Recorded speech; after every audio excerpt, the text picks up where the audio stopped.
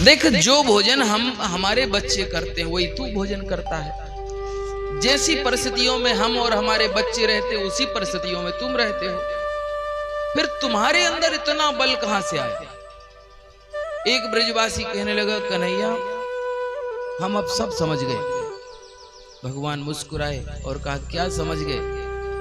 बोले, हम ये समझ गए कि वो पूतना जो मरी थी ना, हम लोग सोचते थे कि बुरा करने आई है इसलिए मर गई, पर आज हम ये समझ गए कि वो पूतना अपने आप नहीं मरी थी, उसको तुम नहीं मारा था। वो सकटासुर, उसको भी तुम नहीं मारा। वो तृणावर्त आया था, उसको भी तुमने ही मारा। और इतने बड़े बड़े बकासुर, अघासुर, केसी, व्योमासुर, अरिष्टासुर इत्यादि जो बड़े बड़े असुर आए, उन सबको तुमने ही मारा। और तुमने आग को भी पी लिया था। एक बार ब्रजवासी एक मेला देखने के लिए गए, पूरे ब्रजवासी मिलकर के, और उस वन में बढ़िया सुंदर सुंदर उत्सव मनाए और रात को वहीं सो गए सब लोग वन में ही। और उसी समय वन में भयंकर दावाग्नि लग गई। और दावाग्नि लगी, दावाग्नि मतलब जो वन में अपने आप आग उत्पन्न हो जाती है, और उस अपने आप उत्पन्न हुई उस आग में सारा वन धू धू करके जलने लगता है, उसको दावाग्नि कहते हैं। कन्हैया, उस दिन जब दावाग्नि लग गई थी और उस दावाग्नि में सारा जंगल जलने लग गया था, वन जलने लग गया था, उस समय तुमने आग को पी लिया था, मैंने देखा था। पहले तो सोचा कि ये भ्रम होगा, परंतु अब सच सच समझ गए हैं कि ये तुमने ही किया था। कन्हैया, एक बात बताओ भैया, इतनी ताकत तुम में आई कहां से? कन्हैया कहते हैं, कछु माखन को बल बढ़्यो, कछु गोपन करी सहाय, और श्री राधा जू की कृपा से मैंने गिरिवर लियो उठा। तुम लोगों के घर में माखन चोरी करी ना, भगवान मजाक कर रहे। तुम लोग अभी अब समझ में आया ना? तुम लोगों के घर माखन चोरी करता था, और चोरी कर करके जो माखन खाया ना, उससे हमारे अंदर इतना बल आया। कछु माखन को बल बढ़ो। ये कन्हैया, हमने तो सोचा ऐसे ही हम तुम्हें डांटते रहते थे, तुम्हारी शिकायत करने मैया के पास जाते थे, परंतु ऐसा पता होता कि इतना बल बढ़ेगा कि तुम्हें गोवर्धन पहाड़ उठाना पड़ेगा। अरे भैया, अच्छो कियो तुमने, अब और माखन चुराइयो भैया, हमको भी कुछ ना कहेंगे तुमसे। कछु माखन को बल बढ़्यो, और कछु गोपन करी सहाय। सब ग्वाले लोग आपस में अपनी अपनी डंडी को लगाए हैं ना गोवर्धन में, पर्वत में, तो इसीलिए जो है हमने, हमारे पास तो बल ही नहीं लगा। सब तुम लोगों ने बल को बांट लिया, इसका वजन बांट लिया, हमें तो उठाने का अवसर ही नहीं मिला। और दूसरी बात एक और है, तुम लोग जो है ना अपने निर्निमेष नयनों से हमको निहार रहे थे, पलकें झपक नहीं रही थी, तुम्हारी नजर और हमारी नजर आपस में मिल रही थी। तो नजरों का जो मार्ग था, उस मार्ग से तुम्हारे शरीर की सारी शक्ति हमारे शरीर में आ रही थी। कन्हैया कह रहे हैं, कन्हैया से ब्रजवासी कहने लगे, अच्छा ब्रज कन्हैया, ये बात देख लाला, ये तो बात ठीक ना है तेरी। क्यों? देख लाला, तूने माखन चुराया, हमने कछु ना कही तुमसे, चुपचाप रहे। तुमने गोपीन के वस्त्रन को चुरायो, तब भी हम चुपचाप बैठे रहे, हमने कछु ना कही तुमसे। पर कन्हैया, अब तो तूने गजब ही कर दियो, हमारी शक्ति ने चुरावे लग गयो तू। तभी तो हम कहें कि आजकल शरीर में बड़ी कमजोरी लगती है, सारी शक्ति तो तू चुरा लेता है कन्हैया। ओहो, कन्हैया मुस्कुराए और अंत में कह रहे हैं, श्री राधा जू की कृपा से मैंने गिरिवर लियो उठाए। राधा जी की कृपा हुई और मैंने गोवर्धन को उठाया, श्री राधा जी की कृपा से। ये राधा जी की कृपा यहां बताई। राधा जी के बारे में हम लोग कितना जानते हैं? कि राधा जी कौन है। राधा जी के बारे में हम सब लोग उठते बैठते सोते जागते जब भी आपस में व्यवहार करते हैं तो राधे राधे बोलने लगते हैं, श्री राधे बोलने लगते हैं। और वृंदावन में तो जाओ तो आपको सब जगह राधे ही राधे बोलते मिलेंगे लोग।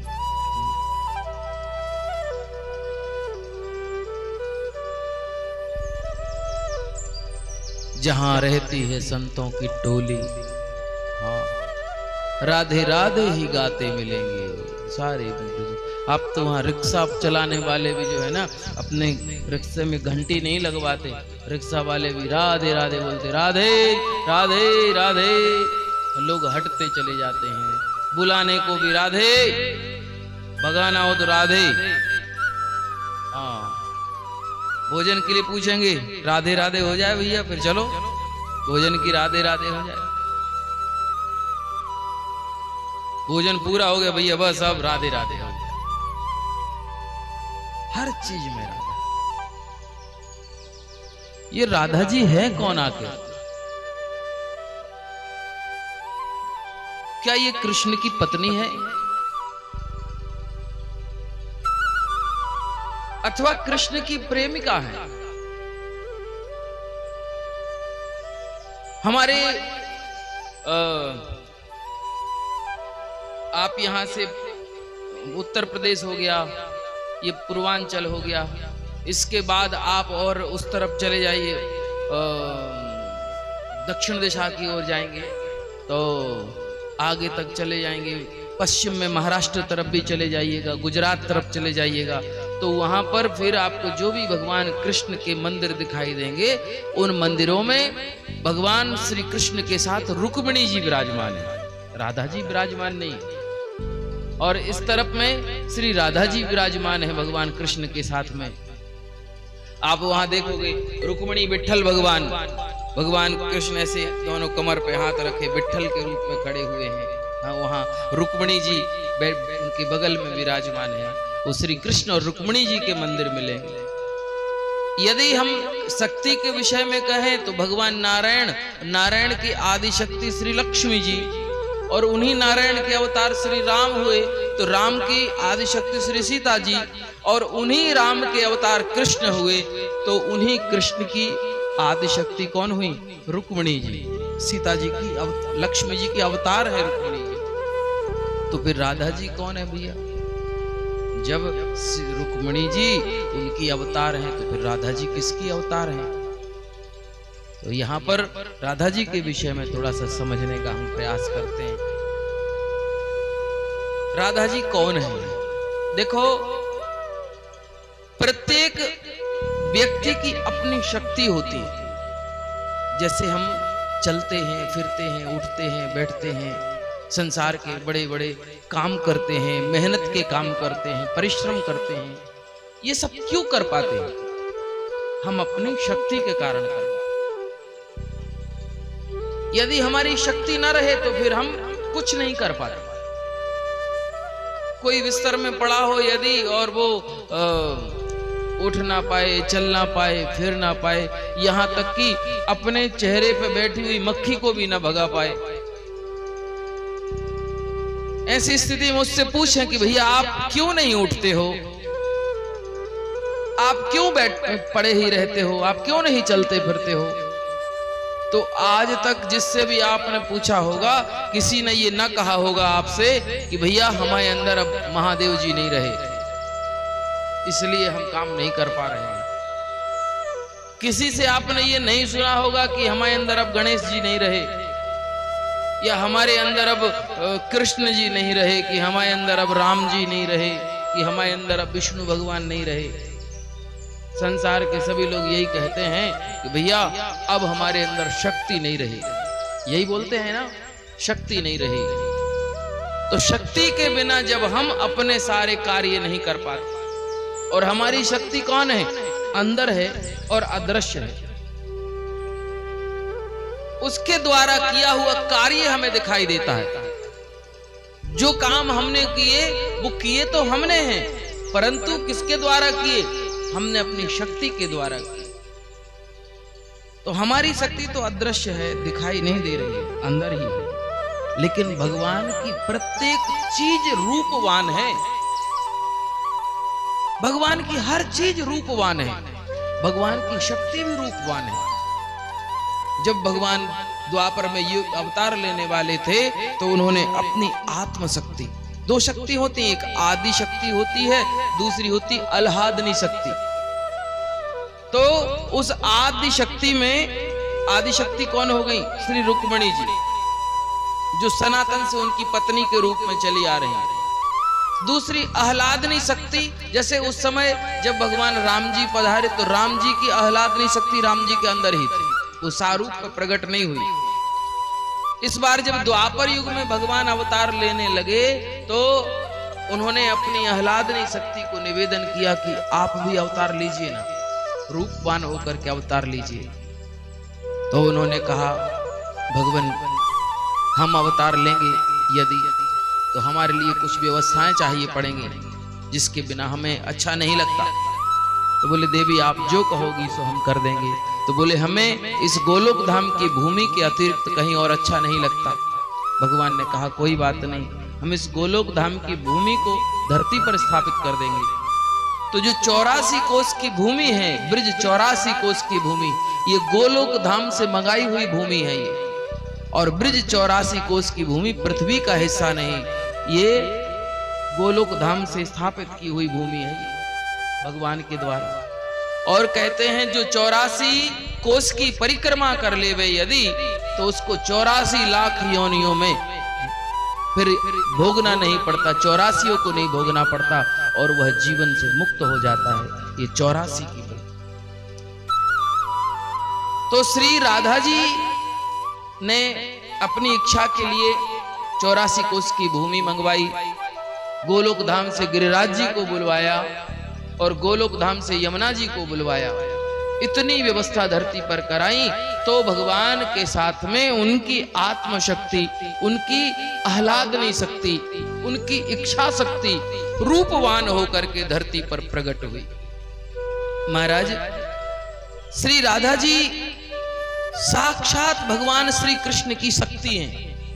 जिस शक्ति के द्वारा भगवान गोवर्धन उठाते हैं, जिस शक्ति के द्वारा भगवान बड़े बड़े असुरों का उद्धार करते हैं, जिस शक्ति के द्वारा भगवान ने बड़े बड़े युद्ध किए, अनेक अनेक असुरों को मारा, उस शक्ति का नाम है राधा।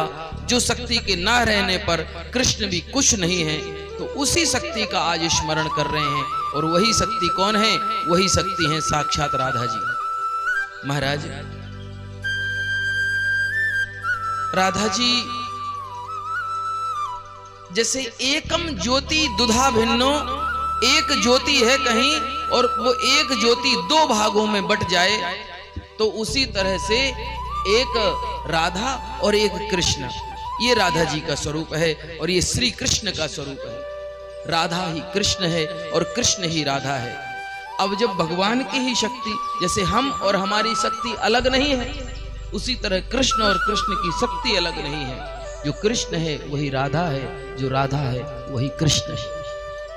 इसलिए आज भगवान ने जब गोवर्धन उठाया तो गोवर्धन उठाते समय कह दिया कि श्री राधा जी की कृपा से मैंने गिरिवर लियो उठाए। आज मैंने जो गोवर्धन उठाया है ये श्री राधा रानी की कृपा से ही मैंने गोवर्धन उठाया। तो इतनी सुंदर बात यहाँ ब्रिजवासियों को बताई और ब्रिजवासी भी बड़े आनंदित हो गए आज गोवर्धन को उठा करके। और सारे ब्रिजवासी भगवान को देख रहे हैं, आनंदित हो रहे हैं। 7 दिन अच्छा, ऊपर गोवर्धन के ऊपर श्री अगस्त मुनि जल पीते चले जा रहे हैं और जल पीते हुए 7 दिन हो गए उनको। राधा जी के बारे में एक और बात बताई है, ये सुना है कि कोई न थी राधिका, ये सुना है कि कोई न थी राधिका, कृष्ण की कल्पना राधिका बन गई। ये सुना है कि कोई न थी राधिका, कृष्ण की कल्पना राधिका बन गई। अपना सब कुछ भुलाकर कोई गोपिका सांवरे रंग की साधिका बन गई। सांवरे रंग की साधिका बनाई। ये श्री राधा जी के विषय में। यहाँ अगस्त मुनि ने पूरा जल पिया है और 7 दिन बीत गए और 7 दिन के बाद इंद्र के जो सांवर्तक मेघ थे उनका पानी सारा समाप्त हो गया और सारा जल समाप्त करने के बाद अब सांवर्तक इंद्र के पास चले गए और जाकर कहा, महाराज जितना भी पानी हमारे पास था वो सारा बरसा दिया, अब हमारे पास जल नहीं बचा है भैया, अब आप जो है आदेश करें, कहीं आप जाइए। और इंद्र ने एक दूत और भेजा, जाकर के देख करके आओ कोई जगह ऐसी तो नहीं बची जो डूबी ना हो भैया, ब्रिज में कहीं कोई जगह ऐसी तो नहीं बच गई जो अभी भी सूखी पड़ी हो। इंद्र का दूत गया, देख करके इंद्र के पास पहुंचा, बोले महाराज आप कह रहे हो कि डूबने की बात, ब्रिज तो सूखा पड़ा है, वहां तो पानी गिरा ही नहीं। इंद्र ने कहा ऐसा कैसे हो सकता है। और उसी समय इंद्र वहां से देखने के लिए धरती की ओर आ रहे थे और भगवान ने सब ब्रजवासियों को कहा है कि भैया अब आप सब लोग यहाँ से निकल जाइए, सारा संकट चला गया है। और ब्रजवासी एक एक करके और बाहर निकलने लगे और बाहर निकल करके अपने अपने स्थानों की ओर जाने लगे। मौसम एकदम साफ हो गया है, एकदम सब दिशाएं बड़ी धवल और सुंदर दिखाई दे रही हैं। और आज ऐसा लग रहा है कि 7 दिन तक जो कन्हैया को देखते रहे ना, तो कन्हैया को देखने से जो लगातार निरंतर भगवान का दर्शन किए 7 दिन तक बिना सोए, बिना खाए, बिना पिए, उपवास करते हुए जो लगातार भगवान का दर्शन कर रहे हैं, उनकी तो आज दृष्टि सृष्टि सब कुछ बदल गई। आज उनका जीवन धन्य हो गया उन ब्रजवासियों का। आज उनको ऐसा लग रहा है कि हमारा अभी अभी जन्म हुआ है। इतने उनको अपना ताजापन लग रहा है कि हम अभी अभी जन्म लेकर आए हैं क्या। इतने वो अपने सुख का अनुभव कर रहे हैं और बड़ा ही सुंदर आनंद में मग्न होकर सारे ब्रजवासी अपने अपने घर की ओर चल पड़े।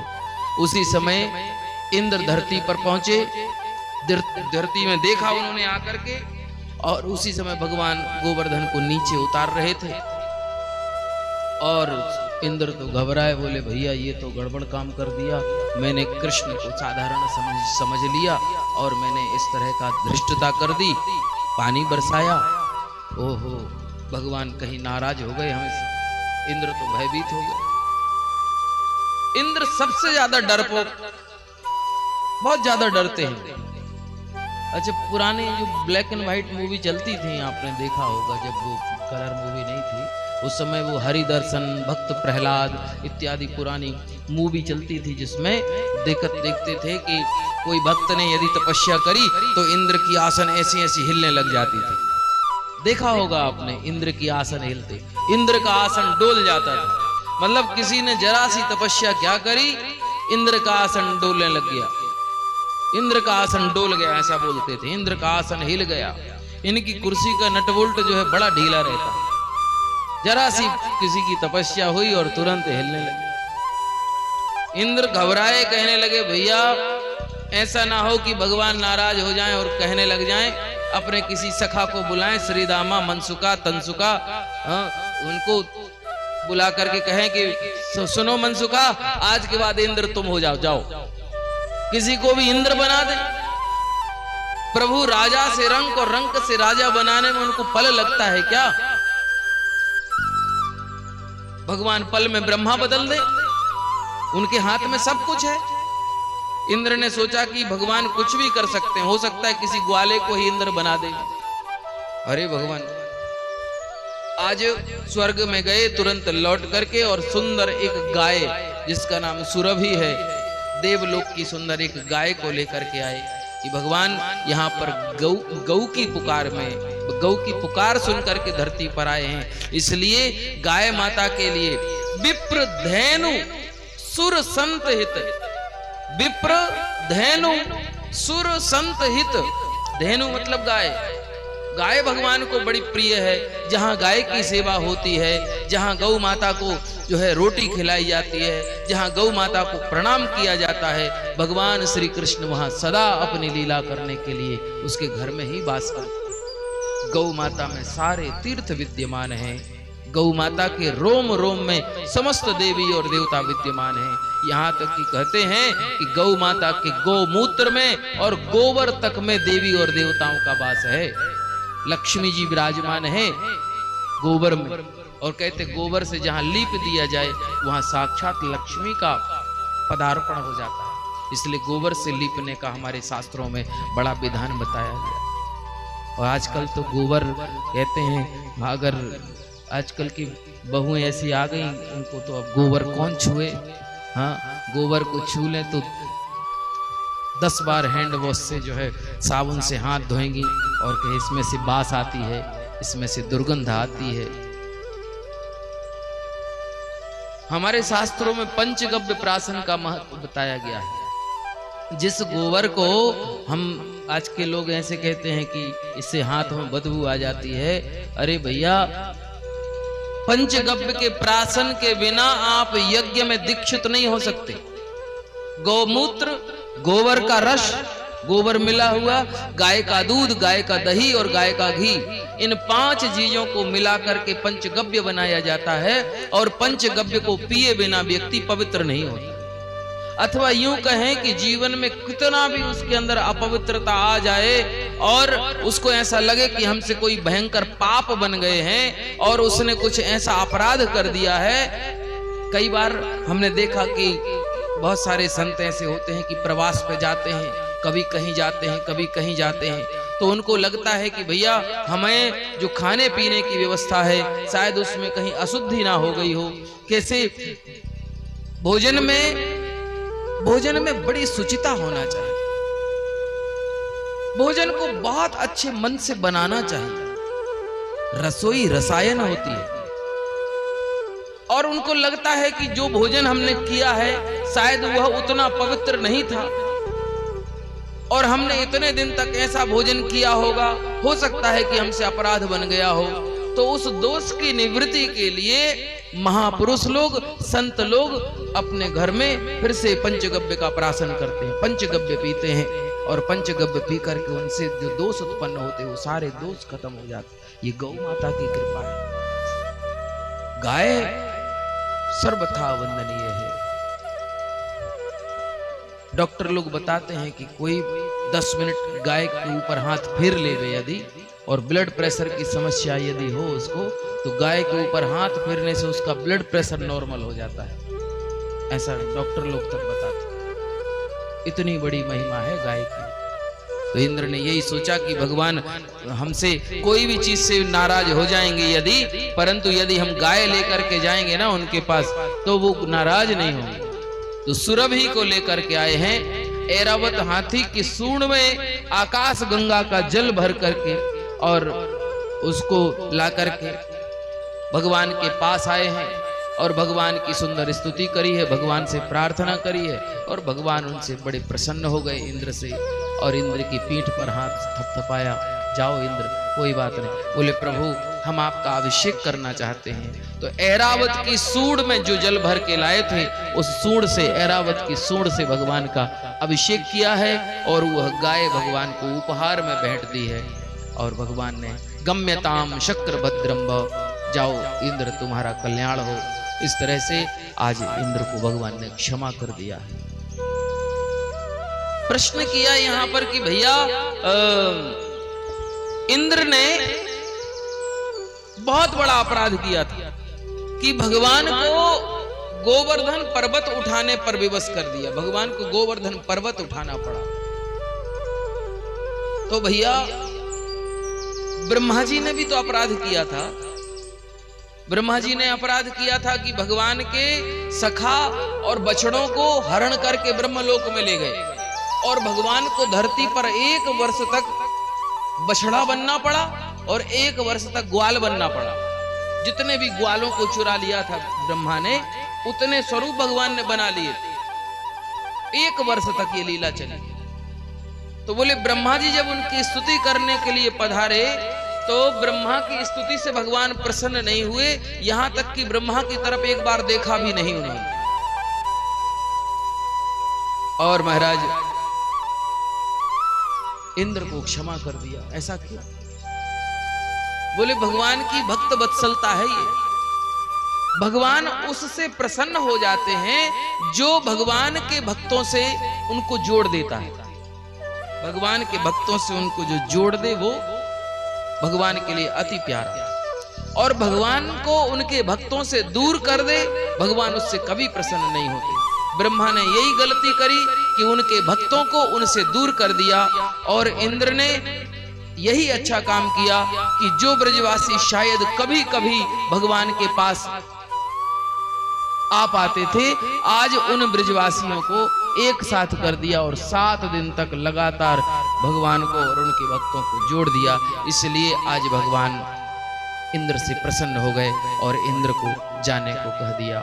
इंद्र जो है प्रसन्न होकर के और अपने स्वर्ग में आ गए हैं। इस तरह से भगवान ने ये सुंदर लीला करी। भगवान की लीला ये धरती पर, पूरे धरती पर ऐसी फैल गई।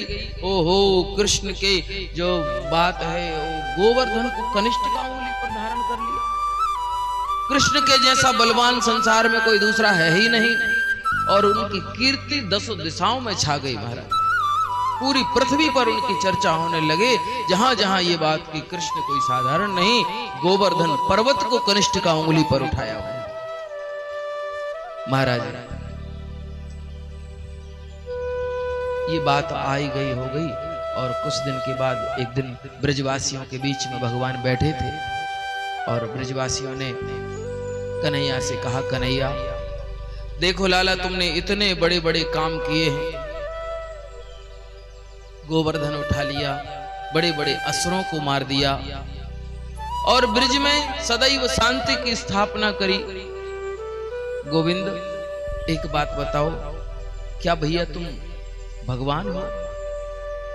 सच सच बताना। भगवान मुस्कुराए और कहा, हाँ हूं मैं भगवान। कन्हैया तुम भगवान हो? अरे कहा तो है कि हूं मैं भगवान। तो बोले, कन्हैया क्या तुम अपना धाम हमको नहीं दिखाओगे? एक बार अपना एक बार धाम दिखा दो ना हम। महाराज कन्हैया ने कहा, चलो ठीक है, तुम्हारी इच्छा है तो हम तुम्हें अपना धाम भी दिखाएंगे। और कन्हैया सब ब्रजवासियों को लेकर के और पहुंच गए ब्रह्म कुंड में। और उस ब्रह्म कुंड में सब, यमुना जी का एक हृदय है, एक कुंड है, उस कुंड में कहा कि सब लोग इसमें डुबकी लगाओ। और सब ने एक साथ उसमें डुबकी लगाई, और डुबकी लगाते ही एक पल में सारे के सारे ब्रजवासी बैकुंठ पहुंच गए। अब जब बैकुंठ में पहुंचे तो देखा भगवान श्री कृष्ण ही सब जगह दिखाई दे रहे हैं। स्वामी भी कृष्ण है वहां, और सेवक भी कृष्ण है वहां। वहां कृष्ण के 4-4 हाथ दिखाई दे रहे हैं। सब जगह कृष्ण ही कृष्ण, कृष्ण ही कृष्ण, और दूसरा कोई नहीं। महाराज आज ब्रजवासियों ने स्वर्ग बैकुंठ की एक एक चीज को देखा, बड़े आनंदित हो गए। कभी गावें तो कभी नाचें तो कभी उछलें, नाना प्रकार से। और वहां भगवान के पार्षद गए, और भगवान के पार्षदों ने ब्रजवासियों से कहा, ए भैया तुम लोग इस तरह से उछलो मत, इस तरह से गाओ मत, इस तरह से तुम लोग अपना कार्य ऐसे कर रहे हो, शांत रहो, यहाँ मौन रहो, यहाँ कोई किसी से बात नहीं करता, चुप रहो। आज ब्रजवासियों ने कहा कि भैया बहुत देर हो गई, अब हम यहाँ बैकुंठ में इतनी देर नहीं रह सकते, ऐसा सोच करके, और कहा जो भी हो तुरंत कन्हैया के पास गए। बोले, कन्हैया सुनो, भैया हमें वापस ले चलो, हमें वृंदावन जाना है। कन्हैया ने कहा, क्या हुआ? तो बोले, अब हमें वृंदावन में ही जाना है, यहाँ हमें ज्यादा अच्छा नहीं लग रहा है। इनको आदत जो बनी है ब्रजवासियों को कृष्ण की, वृंदावन में कृष्ण जितने सरल हैं उतने सरल कहीं भी नहीं है। याद रखना इस बात। वृंदावन में भगवान श्री कृष्ण अत्यंत सहज हैं और सरल हैं और शीघ्र उपलब्ध हैं। जो जब चाहे तब इनको पकड़ ले। आओ कन्हैया इधर आओ। खेल रहे हैं तो खेलते खेलते पता चला कि कन्हैया